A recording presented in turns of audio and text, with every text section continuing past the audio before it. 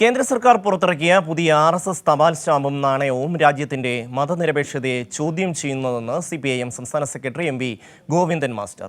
RSS പ്രചാരണ ഉപാധിയായി കേന്ദ്ര സർക്കാരിനെ ഉപയോഗിക്കുന്നു.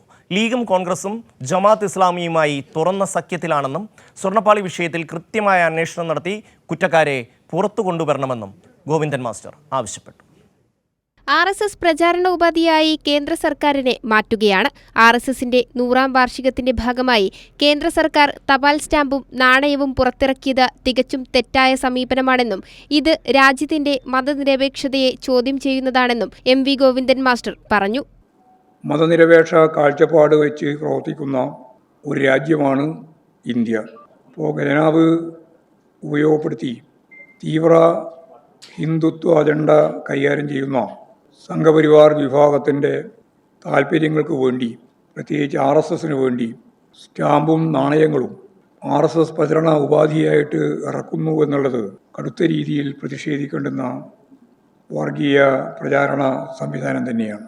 സംഘപരിവാറിനെ പോലെ ജമാഅത്തെ ഇസ്ലാമിയും മതരാഷ്ട്രത്തിന്റെ വക്താക്കളാണ്. മൗദൂദി ആശയങ്ങൾ പ്രചരിപ്പിക്കുന്ന പരിപാടികൾക്ക് തുടക്കം കുറിച്ചിരിക്കുകയാണ്.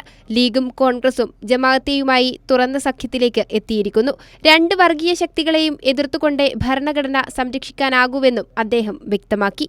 മതരാഷ്ട്രവാദികളുമായുള്ള ലീഗിൻ്റെയും കോൺഗ്രസിൻ്റെയും അത് ഉൾക്കൊള്ളുന്ന UDFൻ്റെയും നിലപാടുകൾ അവർ തന്നെ പ്രതിപക്ഷ നേതാവ് VD സതീശൻ മുഖേന വിശദീകരിക്കുകയുണ്ടായി. പ്രതിപക്ഷ നേതാവ് പറഞ്ഞത് ജമാഅത്തെ ഇസ്ലാമി മതരാഷ്ട്രവാദം ഉപേക്ഷിച്ചിരിക്കുന്നു എന്നാണ്.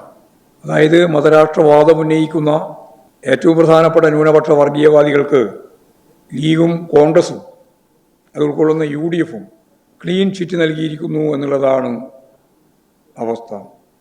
സ്വർണ്ണപ്പാളിയുമായി ബന്ധപ്പെട്ടുയർന്ന ആരോപണങ്ങളിൽ അന്വേഷണം നടക്കുകയാണ്. കൃത്യമായ അന്വേഷണം നടത്തി കുറ്റക്കാരെ പുറത്തു കൊണ്ടുവരണമെന്നും അദ്ദേഹം പറഞ്ഞു. ഫലപ്രദമായ അന്വേഷണം നടക്കട്ടെ എന്നാണ് CPMൻ്റെ അഭിപ്രായം. ആരെയും സംരക്ഷിക്കാനോ ആരുടെയെങ്കിലും സംരക്ഷണം ഏറ്റെടുക്കാനോ CPM ഇല്ല. സത്യസന്ധമായി കാര്യങ്ങൾ കൃത്യമായി അന്വേഷിക്കണം. ഇടതുപക്ഷ ജനാധിപത്യ മുന്നണി ഗവൺമെൻറ്റിന് ഇതിൻ്റെ ഭാഗമായിട്ടൊരു നയാ പൈസയുടെയും കാര്യം കിട്ടേണ്ടതില്ല. ന്യൂഡൽഹിയിൽ മലയാളി വിദ്യാർത്ഥികളെ അറസ്റ്റ് ചെയ്ത സംഭവത്തിൽ സമഗ്രമായ അന്വേഷണം നടത്തണമെന്നും അദ്ദേഹം ആവശ്യപ്പെട്ടു. കൈരളി ന്യൂസ്, തിരുവനന്തപുരം.